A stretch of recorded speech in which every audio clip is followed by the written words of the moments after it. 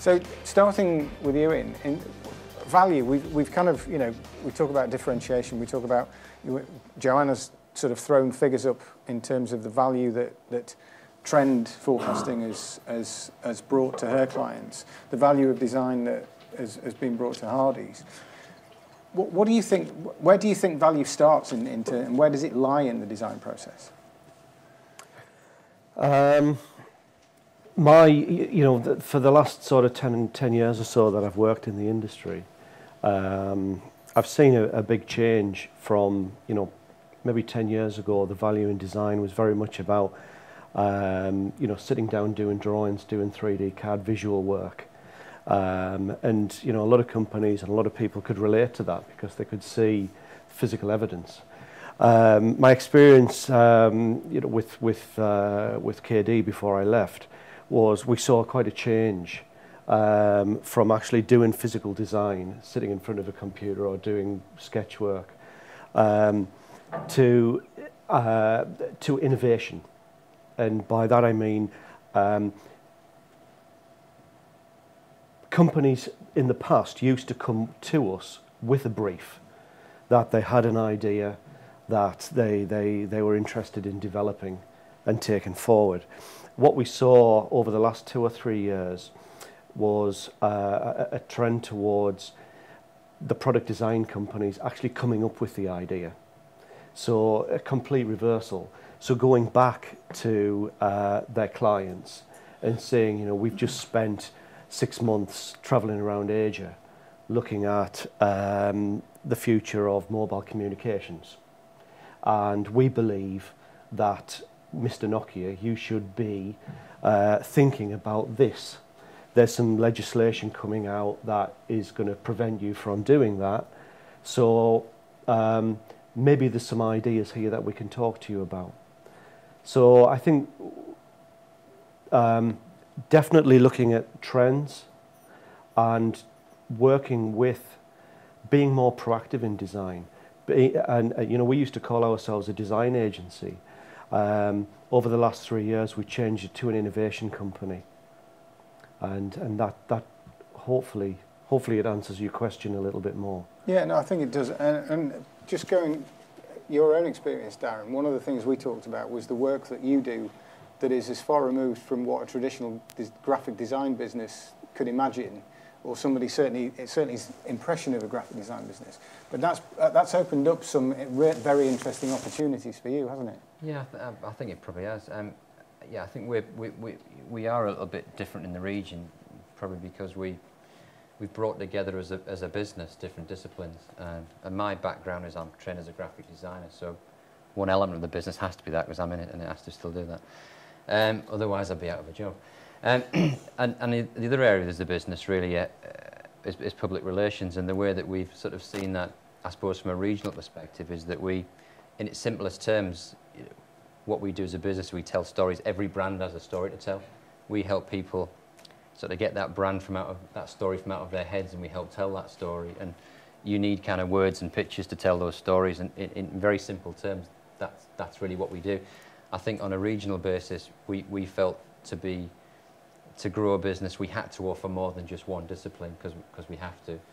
And I think by bringing those different disciplines together in a kind of a cunning twist of fate, not that it was planned, but actually the fact that the recession that we've just been through has meant that a lot of clients want to bring their different areas of communication, whether that be strategically defining who they are, whether that be helping them express who they are through whatever that may be, through identity, through online activity, through offline activity, through to media and communications and social media.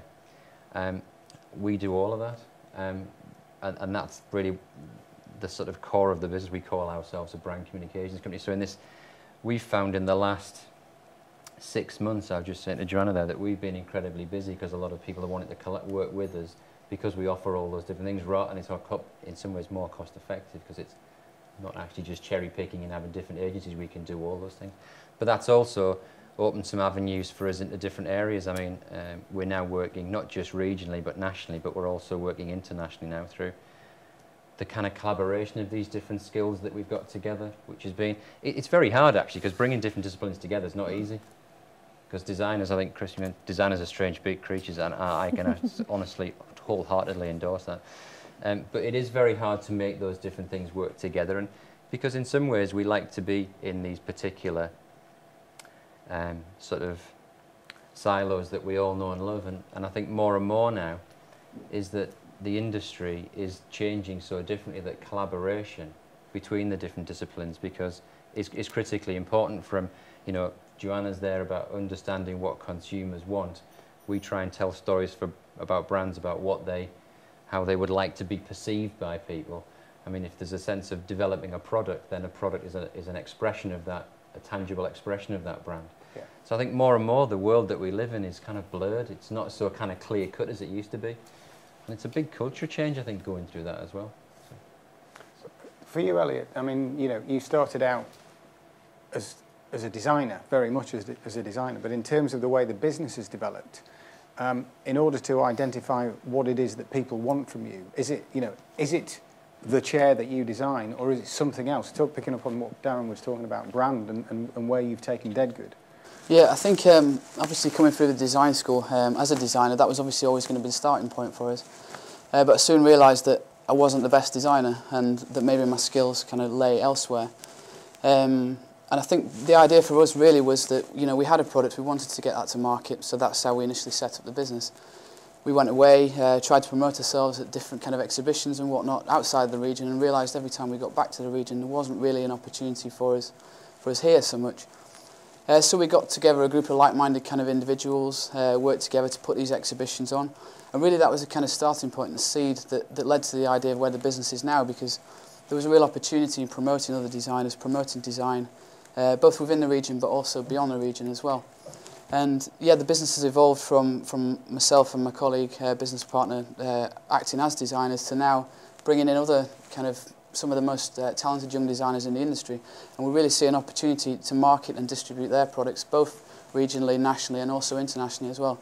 And we're starting to gain some success. We've got some fantastic clients on the contract side of things, so supplying into projects with the BBC, Philips, Manchester Airport, and then we're also working with a network of exclusive department stores as well, so in New York, in London, Milan, similar kind of places. So I think as the business has developed over the last 7 years, I've realised that I don't really necessarily want to be on the design side of things anymore. I really want to kind of push this brand forward that is known for working with these young designers, and it's actually doing something differently within the industry as well. You know, there's that many chairs on the market that it goes back to what Joanna was saying. You've got to try and get that personality, that idea of, you know, someone's got to really make an attachment with one of our products, and I think by setting that out in the briefs that we give to the designers and, you know, having these values that are embedded in the brand, then that's actually allowing us to do that, and it's giving us this USP and hopefully adding the value, serving the needs of the customers as well.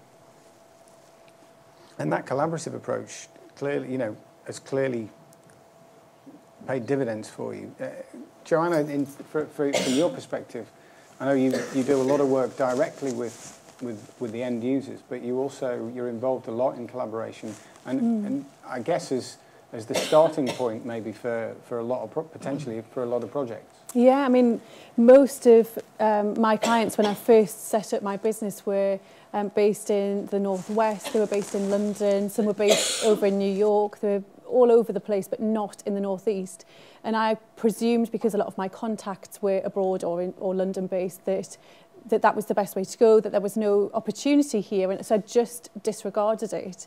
But actually through a lot of the networking events that I've been to, I've met lots of people that I've ended up that have got quite different businesses to me, that are creative businesses in most instances, but people who've got companies whereby we can do a joint pitch together and have more strength as two separate companies, but going in to do one pitch to a client and offering them something more seamless. And that's had a massive value, and that's something that I just didn't think was going to be part of my business. I presumed that the North East just wasn't somewhere that had this kind of need for trend forecasting. I didn't have an awareness of a lot of the businesses in the North East that actually use trend services, and some of them have been in touch with me and said, well, we use an American trend forecasting company, and we wish that we had someone on the doorstep to come and talk to us, and even if it's once a season, a couple of times a year, something like that, that somebody can actually come and speak to us about the trends that will affect us and affect our clients. So there's a massive opportunity there for collaboration within the design industry, I think. I think that, to me, that's probably where, you know, design and entrepreneurship kind of come together quite neatly, and that's, you know, essentially market need. And if there is no market need, you know, it's difficult to be an entrepreneur. So where do insights and where does market need sit in this, in the design continuum, in the design process? When we're involved with a product development project, it takes place at every stage through the design process. So right at the beginning, from immersing yourself in the outside world, you know, spending time in supermarkets, watching why certain people buy certain products, in order to identify that unmet need. Then when you go into a project, it's so important at every step of the way.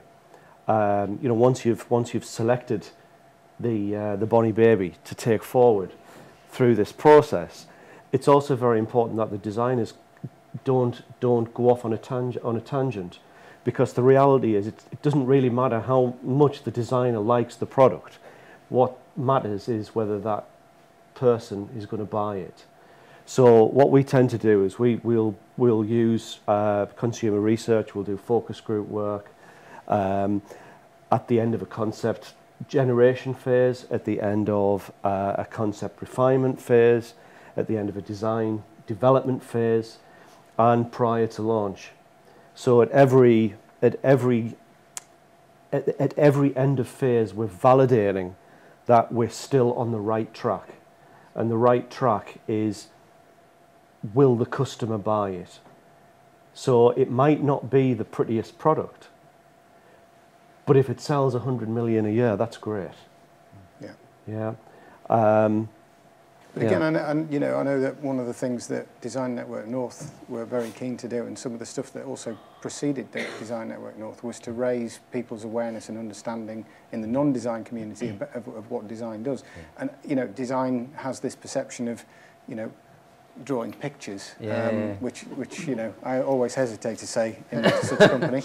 But some of the stuff that you're doing is a million miles away from design, from putting ink on paper. It's interesting, because I mean, a lot of the work we do now, before I mean, I think you're right. I mean, a lot of people think that a lot of it's about creating the pictures, but we're doing a huge amount of work at the moment. We've always tried to do this, but sometimes in the region it's whether there's a demand for it, really. We've tried to get work nationally doing it, is kind of helping people define their brands and doing a lot of kind of front-end positioning in some ways. And what we've started doing, we've started collaborating with one of our clients, which has kind of led us to working in a much bigger world. We're now we're doing a project next week in Canada, we're doing a project the week after that in Miami, and we're doing another project in March in Hong Kong, where we're helping brands define themselves and tell written narratives about themselves.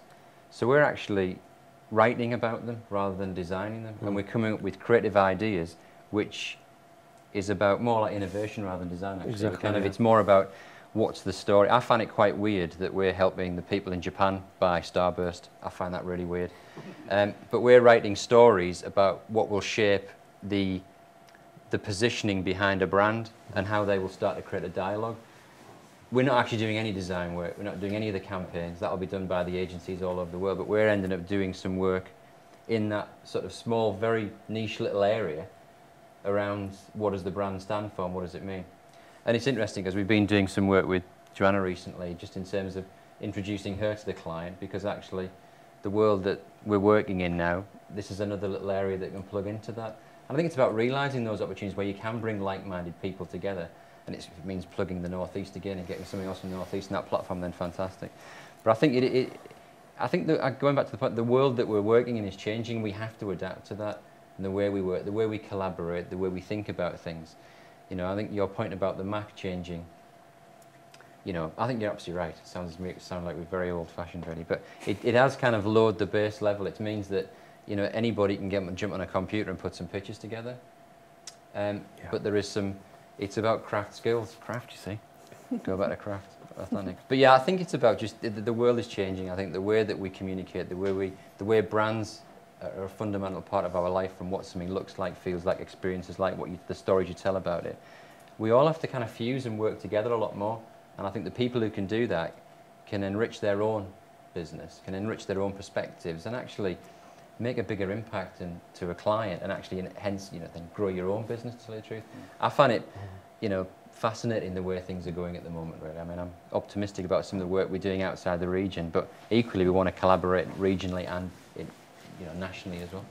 Yeah, which kind of, to me, again, you know, going back through the last few years that I worked in the advertising, marketing, communication, design industry, where you would call yourself a full service agency, but actually, you know, you still want to collaborate. You still don't necessarily want to operate in a vacuum. Absolutely. People ask us who our competitors are, so it's everybody, which is really frustrating. But we genuinely do a lot of, in fact, I think as a company we do more writing than we do visualizing. Because words are, any designer writes things down. So words are the building blocks of ideas. You put things down and then you work with them and you craft them, and carefully crafted words can tell very, very powerful stories. And those become the basis for our ideas and our way we might express something. So we, in Gardner Richardson, we have lots of different writers. We have lots of different creative people. We have lots of different people with different experiences. We're a real mixed hodgepodge of people, really. But it kind of works. It's actually been it's very hard to find like-minded people who want to come and think that way, because a lot of people actually like those silos. Yeah, I like that. I'm comfortable with that, and it's taking people out of their comfort zones and doing different things is really interesting. It's just incredibly exciting. It keeps every day different. And for kind of people who are emerging out of the design school, you sort of, you know, very self-deprecatingly suggest that you're not the best designer, but how have you taken kind of design skills and design disciplines and implemented them to the benefit of your business, of the business, rather than necessarily being a designer, but using some of that insight and some of that knowledge to actually build the business? I think the two very much go hand in hand. The design process and the way you think as a designer is very intrinsically linked to the way that you need to think as an entrepreneur and as a business person as well. You need to have that kind of creative approach. You need to be looking at all the different avenues, you know, be responsive to all the kind of different things that are going on. As a designer, looking at, like Joanna's suggesting, trends, different sources of inspiration, and on the same kind of the flip side of the coin, as a business person or an entrepreneur, you know, you need to be researching who the competition is, following a similar kind of approach in exactly the same way. And I think that idea of a designer, you know, you've got to have that lateral thought process as well. To try and stand out from the competition as an entrepreneur, you need to be thinking outside the box. You need to be doing something differently, taking a risk, following a new angle, or something that's going to give the opportunity impact, really. And I think the design background that I had was very much led into this opportunity now that we've got with the business, and to harness, like I was saying, these other young creatives, and to take my understanding of a design process and try and bring that into the business. And it's an exciting opportunity. And we're positioned. It's a good place to be in the North East. You know, we've got one of the leading design schools in the country. It's been recognised as that. We've got some of the best manufacturing facilities locally as well. And this idea of, I mean, we started out working regionally and using manufacturers throughout the country, but through the Exemplars project, one of the ones we've been involved in recently, you know, we've managed to get a network now of about 4 or 5 new manufacturers that we weren't aware of kind of 6 months ago. We're working with the designers who are on board. We've set them briefs to work with these manufacturers. Granted, some of the designers are outside of the region, but you know, it's creating more of a critical mass here locally, and then actually, like we're saying, exporting that beyond the region. And that's where the value lies for us as well. Great. I just want to finish, and I want to pick up on, you know, a lot of the things that you've said, but go back to Joanna as the starting point of this event, and maybe the finish of the event. You talked about your competition being in London, New York, Paris, Anybody in Munich as well? I don't know. Sorry, that'll go way over the heads of most people in this room who are far too young to remember the particular song that has that lyric in. But, you know, again, bringing in, you know, the title of our campaign, if you can do this, if you can break into a market that is dominated by players in all the major cities across the world, in the Northeast, then anybody in this region. So if you can do it, then anybody can do it from the Northeast by working together. Yeah, I mean, when I moved back to the Northeast from London, because I was in London for 6 years, and I moved back here to be near my family and to set up my business, and a lot of people did tell me that it wouldn't work, that it really wouldn't work, and that I was wasting my time, and that my contacts were in London, and that's where everything happened. And luckily I ignored them, because it wasn't true, and it's even less true now, even if it was a little bit true then. I just think that the way that you can work now, I mean, we work across several different time zones, for example. We communicate via email. We try and meet up with some of the agents that represent us in all of the different countries that we have agents. We try and meet them face to face, but essentially on a day-to-day basis, we're communicating through email, and that means that we can be based in the Northeast and we can export our products to anywhere that we want, and we're not restricted at all by being in the Northeast.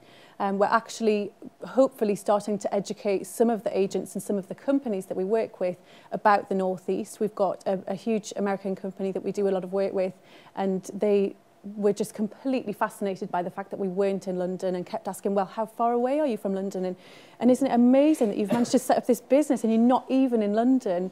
And I said, we do have electricity, and we do have computers and these kind of things. They just cannot believe that something could exist outside of London. And there are a lot of people who do think like that in this country as well. Actually, it's not just abroad.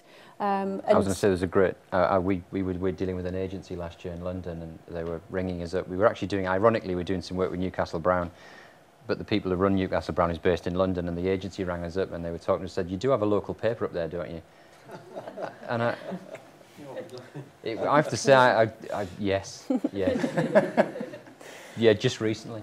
I think what Joanna was saying brings to mind something that one of our former board members and the current chair of One North East once said, that he built a business called the Leighton Group, a guy called Paul Callahan, and he said the great thing about doing business globally was nobody knew we were in Sunderland.